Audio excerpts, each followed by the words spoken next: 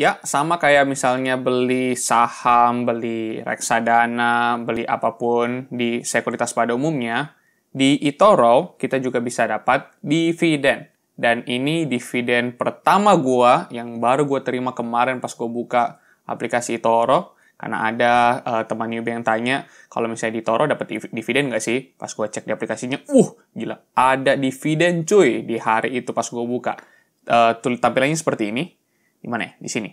Nah, yang bagian yang ini itu harusnya 0 karena semua deposit gue waktu itu gue pakai ke alokasi invest gue. Tapi di sini sekarang ada tambahan yang muncul dari dividen investasi gue. So, ini sharing singkat gue untuk profit yang gue dapetin selama invest di eToro.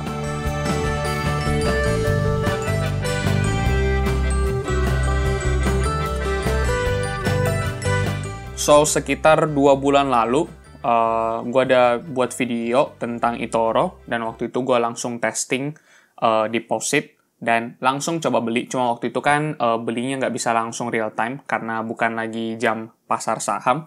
Jadi besoknya, pas gue coba cek, waktu itu gue belinya saham satu-satu tuh. Waktu itu nggak salah ada kayak Visa, Apple, Nike, kalau nggak salah gue beli. Pas besoknya gue cek, ternyata belum kebeli.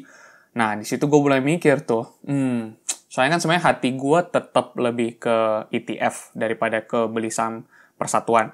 Karena yang pengalaman gue sebelumnya yang repot banget harus beli satu-satu lagi. Nah, waktu itu akhirnya gue cancel beli saham satu-satunya. Dan gue jadinya tetap beli ETF-nya Vanguard yang Total Stock Market, VTI. Dan karena waktu itu, dan untuk di eToro, untuk membuka hold ETF itu minimum transaksinya harus $500 deh. Jadi waktu itu $500 yang gue deposit ke eToro full gue pakai untuk invest ke ETF VTI ini. Waktu itu gue belinya $500. Jadi harga persatuannya waktu itu kayak ini deh. 153 ya? Atau bukan ya? Ini harga sekarang. Oh ya benar-benar. Jadi ini waktu itu pas gue beli harganya segini 153,03. Waktu itu kebeli pakai $500 jadi dapatnya 3,27 dari ETF itu. Nah, asiknya di eToro seperti ini, guys. Nanti gue akan jelasin kenapa kita bisa beli fraction of saham atau fraction of reksadana. Nah, karena eToro ada menggunakan satu taktik yang lumayan keren menurut gue, yang sangat menguntungkan konsumer. Lebih ke arah praktis sih. Jadi, di sini gue waktu itu dengan beli $500, gue dapat 3,27 VTI.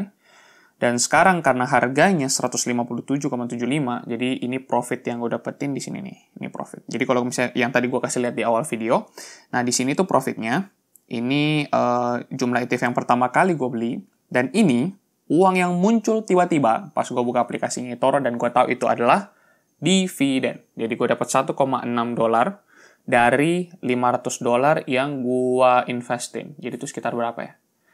3,2% ya harusnya. Bukan. 0,32%. 3,2%. Kayak 0,32% ya? Iya kayaknya. Ya dapat 0,32% dividen. Dikit sih ya sebenarnya kalau misalnya dibandingin. Nggak tahu sih. Kalau misalnya gue bandingin di invest ETF gue yang di Taiwan, 2,9 dari 85 NT. Iya sih. Kayaknya lebih tinggi dividen yang di Taiwan. Cuma gue nggak tahu. Seingat gue sih dividen di US itu sering. Mungkin ada yang pakai quarter, ada yang pakai per bulan. Nah, gue belum tahu buat VTI. Nanti gue coba cek. Tapi lumayan lah, udah dapat dividen pertama dari investasi gue. Jadi itu untuk hasil keuntungan sementara gue. Sebenarnya gue kayaknya termasuk beli pas timing resesinya ini deh, pasar sahamnya US. Karena waktu itu, ini kan sekitar 2 bulan lalu ya. Artinya pas corona, bulan-bulan Mei. Atau April ya kalau nggak salah. Itu kayaknya pasar sahamnya US benar-benar lagi turun banget. Jadi gue termasuk yang beruntung. Gue masuk di pasar di timing seperti itu. Dan gue bisa dapetin profit segini, dapat dividen lagi. Sekarang gue mau coba sharing sedikit dari apa yang gue tahu tentang eToro. Dan apa kelebihan-kelebihannya. Soalnya, seperti yang gue bilang tadi, kenapa gue bisa beli sampai 0,27. Jadi ada a fraction of saham. Karena yang gue tahu dari eToro, mereka pakai satu cara yang namanya street name. Coba gue search aja ya. Street name. Ini satu istilah Investopedia. Oke. Jadi katanya street name itu Em, Ketika sekuritas memakai street name ini, jadi itu bisa dibilang kalau misalnya sebenarnya sekuritas itu yang memiliki satu aset dan memegang aset tersebut atas untuk apa ya, sebagai membantu pihak kita. Gimana ya? Jadi sebenarnya bisa dibilang nama yang muncul di saham atau di obligasi, sertifikat saham atau sertifikat obligasi itu adalah dari sekuritasnya. Tapi kita sebagai orang yang membayar pembelian saham dan reksadana itu yang sebenarnya memiliki hak milik atas saham atau obligasi tersebut. Nah, kenapa eToro pakai taktik ini? Kalau menurut gue seperti ini. Ada banyak kelebihan soalnya sebenarnya dengan cara street name ini. Jadi misalnya nih, tadi gue bisa jadinya beli pakai a fraction. Karena menurut gue, kalau misalnya satu sekuritas harus pergi membeli satu saham sesuai dengan request satu per satu konsumer yang ada, konsumer bisa beli berapa, ya dengan harga berapa yang ditawar, itu yang sekuritas pergi ke pasar saham untuk belikan. Kalau eToro enaknya, kita bisa pakai harga timing yang dibuka sama eToro saat itu, dan dengan harga itu, eToro mencoba mengumpulkan sebanyak mungkin konsumer yang mau membeli dengan harga seperti itu. Jadi dia bisa dapat, apa ya istilahnya, membeli satu, kayak dia beli grosir dulu. Habis itu dia bagi-bagi ke kita gitu loh. Oh, lu keluarin $500 nih, lu dapat stok sekian. Nah, si B nih, sama harganya yang kayak tadi, keluarin duit misalnya $1.000 nih. Oh, lu dapat 2 kalinya porsi sahamnya. Jadi, ada porsi saham yang a fraction pun jadi bisa kebeli gitu loh. Padahal kalau misalnya sekuritas biasa, nggak mungkin bisa, guys. Jadi, kalau misalnya di Indo, tuh, belinya per lot kan. Kalau di Taiwan masih asik sih sebenarnya bisa beli per satu saham. Tapi itu pun udah satuan terkecil, yaitu satu saham. Nah, di eToro enaknya kita bisa beli a fraction of saham. Walaupun sebenarnya dia ada kasih batasan minimum pembelian. Jadi kalau misalnya kayak gue, ETF ini minimum pembeliannya $500. It's okay, tapi setidaknya gue bisa langsung full $500 ini langsung gue investkan, dan gue bisa dapat 3,27 di saat itu. Jadi kayak sebenarnya ini satu kelebihannya. Nah, kemudian terus mungkin teman-teman berpikir kayak, itu kan kelebihannya. Terus apa kelemahannya? Kelemahan dari taktik street name ini. Nah, gue kemarin pikir-pikir yang terlintas di pikiran gue tuh kalau misalnya ada kasus seperti ini. Kan kita invest, nggak tahu sih, kalau gue invest itu lebih ke tipe buy dan hold, karena memang gue mau invest untuk hari tua gue, untuk pensiun gue, atau untuk supaya aset itu nanti harganya sudah naik, baru gue pelan-pelan lepas sesuai dengan kebutuhan gue. Nah, kalau misalnya di tengah jalan, eToro misalnya, misalnya bosnya keracunan makanan apakah, jadinya udah nggak mau melanjutkan perusahaan eToro-nya lagi. Nah, di sini yang susahnya. Gue nggak tahu seperti apa yang akan terjadi, tapi menurut gue, dia akan sama seperti misalnya satu sosial media mau berhenti. Jadi ya, user-usernya terpaksa harus keluar dari platform mereka. Yang menurut gue artinya di saat seperti itu, hal yang harus gue lakukan adalah gue tarik investasi gue yang ada di eToro, dan gue harus pindahin ke sekuritas normal atau sekuritas yang pada umumnya. Yang karena di sekuritas pada umumnya itu, pas kita misalnya beli saham nih, kita tidak akan terikat di sekuritas tersebut. Jadi kalau misalnya satu sekuritas normal tutup, ya saham kita tetap ada atas nama kita. Soalnya di sertifikatnya ditulisnya langsung atas nama kita. Nggak kayak street name yang tadi. Jadi ditulisnya itu masih nama brokernya, eToro, tapi hak kepemilikannya ke kita. Ini agak sedikit berbeda kan.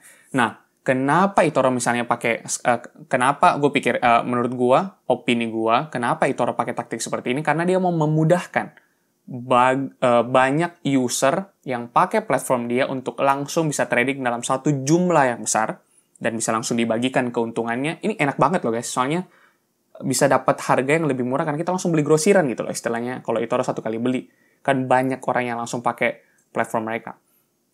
Dan untuk kelebihan inilah makanya ada kekurangan yang tadi.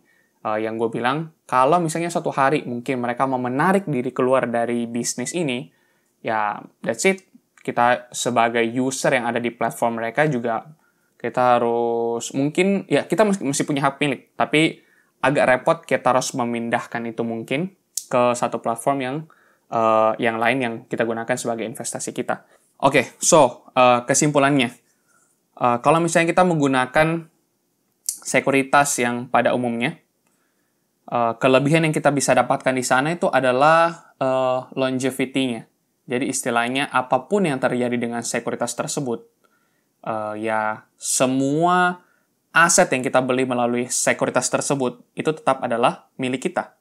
Sekuritasnya mau hilang kah?